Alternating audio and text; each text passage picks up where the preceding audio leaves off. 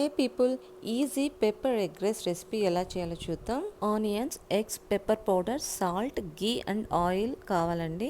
ముందుగా ప్రిపేర్ చేసుకున్న రైస్లో పెప్పర్ పౌడర్, సాల్ట్ వేసి బాగా కలిపి ఒక 2 minutes అయితే పక్కన ఉంచుకోవాలండి.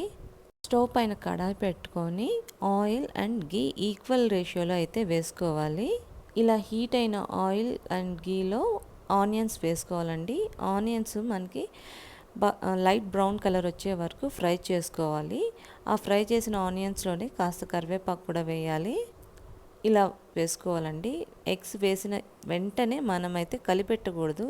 ఇలా ఫ్రై చేసిన దాంట్లో ముందుగా మనం ప్రిపేర్ చేసుకున్న రైస్ని వేసి మిక్స్ చేసుకోవాలండి. ఒక 2 minutes బాగా మిక్స్ చేసుకుంటే ఎంతో ఈజీగా టేస్టీ పెప్పర్ ఎగ్ రైస్ అయితే రెడీ అయిపోతుందండి. ఖచ్చితంగా ట్రై చేయండి.